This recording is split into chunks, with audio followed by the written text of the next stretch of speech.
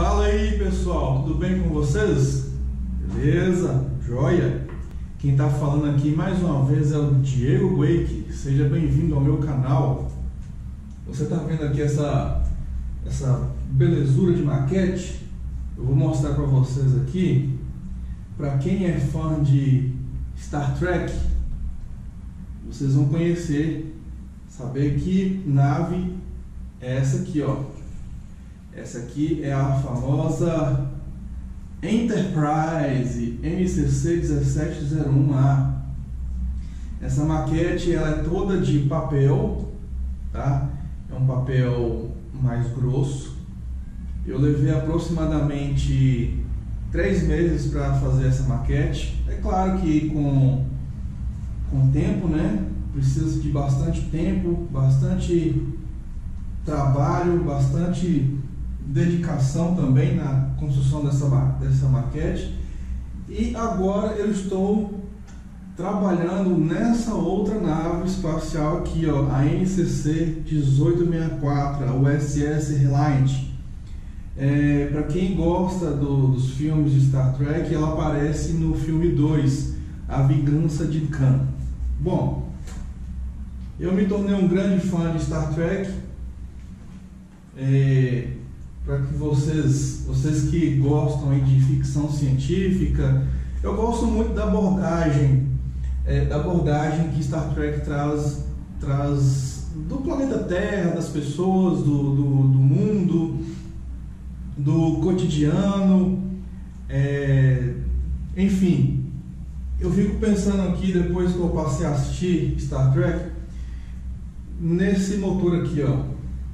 Eu fico pensando, imagina só se Adão e Eva tivessem resistido à tentação do pecado. Deus havia prometido que se eles resistissem, eles iriam viver eternamente, né? Quem sabe se eles tivessem resistido, nós poderíamos conhecer o nosso antepassado mais velho, né? Que é o Adão. Eu imagino que nos dias de hoje, nos dias de hoje, o ser humano seria dotado de uma inteligência tão grande, mas tão superior, que já teríamos isso aqui ao vivo. Ou seja, ao vivo não, né? Teríamos a existência de naves espaciais, naves estelares, e teríamos assim a capacidade de conhecer outros mundos, conhecer outros planetas, conhecer outras raças, assim como é abordado no filme de Star Trek. Bom, mas mudando de assunto, você deve estar se perguntando, Diego, mas por que você tá com essa cabeleira grande assim, cara? Você que tinha um cabelo normal, cabelo masculino e tal, e agora você está deixando essa cabeleira crescer? Eu estou deixando. Eu quero vivenciar uma experiência que eu sempre tive na minha adolescência, né? Tive vontade de deixar o cabelo crescer, principalmente depois que, volto a dizer, que eu me divorciei, ou que a minha ex-esposa se divorciou. Mas enfim, eu pretendo cortar o cabelo, voltar a ter meu cabelo normal, mas até lá, deixa eu curtir meu cabelo aqui. Em breve vocês vão ver novidades aí, tá bom? Bom, eu tô segurando aqui, ó, essa foto para vocês verem aí, ó. Não sei se você vai conseguir ver através do reflexo. Eu prometi para vocês que na história dos meus 38 anos eu estaria contando alguns pontos importantes que aconteceu no decorrer da minha vida até chegar nos meus 38 anos, onde aconteceu o divórcio em si, e eu vou, né, no final dessa longa jornada juntamente com vocês, expor todos os fatos relevantes da minha vida. Então essa foto aqui, ó, eu vou contar a história dessa foto. Aqui tá eu, magrinho, né? Hoje eu estou um pouquinho acima do peso. Mas está aqui eu e o Camilo. Nesse dia aqui, eu já estava estudando no colégio interno de Lavras, e foi um período de férias de julho. Eu era adolescente, deveria estar na 8ª série ou talvez no primeiro ano do ensino médio. E nessa época o Jaque era diretor do Clube Pioneiros em Teófilo Otoni. E eu gostava muito de aventura. Aliás, sempre gostei de aventura. É claro que apesar da idade, infelizmente esse espírito de aventura ele vai amenizando um pouquinho, né? Vai amenizando um pouquinho. Mas eu ainda tenho esse espírito de aventura. Eu não tenho mais essa calça camuflada, nem essa mochila aqui. Mas eu tenho o jaleco, né? A blusa que eu pedi minha avó para fazer, inclusive minha avó costureira. E eu tenho alguns acessórios. No próximo vídeo eu vou mostrar esses acessórios para vocês. Então, numa dessas férias eu fui para casa em Teófilo Otoni. E aí o Camilo era um dos meus amigos na ocasião, ainda é. Camilo, se estiver assistindo esse vídeo, ó, cara, aparece aí, manda seus comentários a respeito desse evento que eu vou comentar aqui, que eu vou falar, e dá seu testemunho também, beleza? É isso aí. Então tá, um dia de semana, um momento de férias, saiu eu, Jaque e o Camilo entrando ali pela matinha na região lá de Teófilo Otoni, nos bairros de Teófilo Otoni, e a gente foi em direção a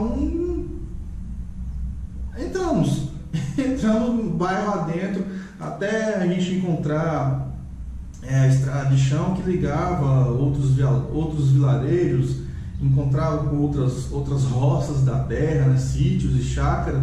Hoje eu não me recordo muito bem como que faz para chegar lá, mas quando eu era desbravador ativo nessa região, lá em Teófilo Otoni, a gente fazia muita trilha de bicicleta, caminhadas nos antigos túneis de trem que fica para dentro do bairro Palmeiras, lá em Teófilo Otoni. Até hoje esses túneis existem. Uma ocasião que eu estiver em Teófilo Otoni, eu vou fazer questão de visitar esses túneis, e aí eu faço uma filmagem lá para mostrar para vocês, beleza? Então, ok, saímos para fazer uma pernoite no mato, uma aventura no mato. Eu estava bem característico, com coturno, calça, essa roupa aqui, um chapeuzinho camuflado que eu tinha, eu sempre gostei desse negócio, faca, equipamento para pesca, apesar de que na região não tinha nada relacionado à pesca, e uma rede pra gente passar a noite. E o céu estava assim, um céu limpo, bonito, ensolarado, não fazia muito calor, era época de frio, apesar de Teófilo Otoni ser uma região muito quente. Mas então nós saímos para fazer essa caminhada. O Jaque era o nosso diretor, era uma pessoa mais velha, né? Então responsável por nós dois. Saímos para caminhar, e no trajeto do caminho, já era assim 3h30 para 4h da tarde, se eu não me engano, as 4 viaturas policiais passou correndo do nosso lado. Passou do nosso lado. E a última viatura nos parou. E essa viatura perguntou quem que era o responsável, já que se prontificou, ó, eu sou o responsável, a gente vai fazer uma pernoite aqui, a gente está fazendo uma caminhada, somos desbravadores e tal. A polícia militar de Teófilo Otoni conhece muito bem o que é o clube de desbravadores. Então o policial falou assim, olha, nós estamos em busca de alguns criminosos que fugiram da cadeia, e eles estão rodeando aqui essa região. Então vocês tomem muito cuidado, porque Se eu não me engano, o policial falou que eles estavam fortemente armados. Ok, beleza. E depois do alerta, a gente continuamos a nossa caminhada. Em um certo momento, nós entramos para dentro do mato, para dentro da mata, porque estava começando a escurecer e a gente precisava de achar um local seguro, com árvores e tal, para a gente montar as redes, fazer ali uma fogueira e ali passar a noite conversando, contando histórias e tudo mais. Se eu não me engano, nessa aventura aqui, eu mais o Camilo estávamos fazendo a especialidade de excursionismo. E aí, nós achamos uma área meio descampada, tinha uma planície assim, ó, embaixo, que tinha, não era bambu, era mini cana, uma cana que tinha uma espessura bem fininha. E essa mini cana tinha uma altura de mais ou menos 1,70 m, 1,80 m, às vezes até 2 m. E a gente teve que passar entre essas mini canas, ou tabuas, não sei como é que fala. E aí a gente encontrou um local bacana, tinha várias árvores, e ali a gente montou as nossas redes. Eu levei uma lona, eu cobri a minha rede por cima, né? O Jaque e o Camilo também fizeram a mesma coisa ali. Acendemos uma fogueira, e para quem vai passar uma noite no mato, nada melhor do que miojo. Né? Nada melhor do que um miojo. E ali comemos um miojo, tomamos água, suco que a gente levou, começamos. Como no mato escurece e fica um breu, eu me recordo que a gente não levou lanterna. Eu não me lembro se a gente levou lanterna. Camilo, se você estiver escutando esse vídeo aí, me lembra aí de fatos que eu estiver esquecendo, tá bom? Então, num certo momento da noite, assim, um céu estrelado, tudo bonito e tal, num certo momento da noite, começou a formar nuvens de chuva e, de repente, assim, começou a chover. Se eu não me engano, não tinha previsão de chuva para aquela ocasião, para aquele momento, aquele dia, e aí começou a chover. A gente, assim, se encolheu dentro da rede, né? Eu montei uma lona em cima, não me molhei, levamos o saco de dormir e tal. E aí o fogo caiu e apagou, a chuva caiu, apagou a fogueira que a gente tinha feito. E foi uma noite que choveu praticamente a noite inteira. A noite inteira choveu. Quando foi de manhãzinha bem cedo, você tava já clareando o dia, o Jaque, ele escuta um som de um bicho, um som de um animal. Segundo ele, parecia ser uma onça. E aí eu não via essa onça, mas segundo ele parecia uma onça. E a onça chegou muito perto de onde nós estávamos. E aí tava tudo molhado ainda, né? O bicho foi embora. E aí o Jaque acordou a gente, falou: vamos acender uma fogueira aqui rapidão, porque eu vi um animal. E geralmente animal no mato não gosta muito de fogo, né? Não gosta muito de fogo. Então, mesmo com a terra molhada ali, juntamos alguns gravetos, e aí a gente conseguimos fazer a fogueira. Só que como você amarra a rede na ponta de uma árvore e a outra ponta na outra árvore, quando chove, aquela água ela escorre pelas cordas da rede. Então a gente acabou se molhando mesmo tendo a lona. E aí a gente faz a fogueira, e com a fumaça daquela fogueira a gente estende a nossa rede na fumaça para secar mais rápido, né? Porque se a gente simplesmente dobrasse aquela rede toda molhada, o saco de dormir todo molhado, e fosse embora, a gente iria carregar o peso da água. Então a gente faz isso, mesmo que tivéssemos ali com bastante fumaça e tal. A gente fez isso, secou, fizemos nosso café da manhã ali, desse jejum, e depois a gente pegou, caminho e fomos embora para casa no dia seguinte. Quando a gente está voltando pelo mesmo caminho que a gente veio, as 4 viaturas também passam e a última viatura nos para. E aí o policial vira para a gente e fala assim: vocês que estavam ali naquela região assim, assim, assim, e tal, e tal, e tal? Falei assim: era a gente. Aí o policial falou assim: olha, eu não sei que Deus vocês seguem, mas o Deus de vocês é muito bom, ele é muito forte, ele é muito bom. Por quê? Porque o bandido que a gente estava procurando, ele estava a mais ou menos uns 100 metros de vocês, de onde vocês estavam. Vocês estavam assim na baixada, né? Ele estava um pouquinho mais alto. E ele ficou encolhido lá, e ficou lá encolhido, se preservando da chuva, né?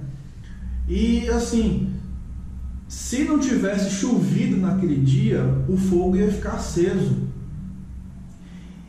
E se o fogo ficasse aceso, ele poderia nos encontrar ali.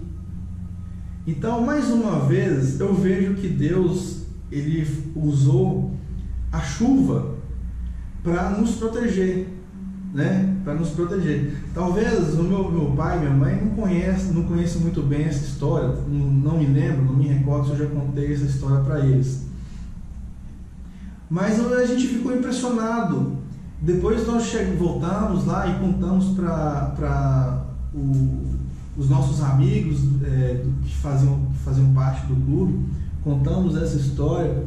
Enfim, eu mais o Camilo ganhamos a especialidade, mas eu não pude comprar a insígnia, né, que é o rótulo. Depois eu vou mostrar para vocês o meu antigo uniforme, se eu tiver. Eu acho que eu tenho guardado aqui ainda, e algumas especialidades. Então foi assim, foi uma experiência muito bacana, foi uma experiência muito boa que a gente passou, apesar de boa que eu falo assim, no sentido de viver, né? De viver intensamente. Graças a Deus, Deus nos protegeu naquela noite. Graças a Deus não aconteceu nada com a gente, nada conosco, e eu carrego essa experiência como algo que quando eu estou triste, quando eu estou chateado, quando eu estou assim preocupado com a vida, com tudo, eu me recordo dessas experiências que eu tive, dessas experiências que eu vivi, e eu me recordo também como Deus nos protegeu, como Deus nos guardou e preservou a nossa vida. Então, a história de hoje, baseada aqui nessa foto, aconteceu comigo.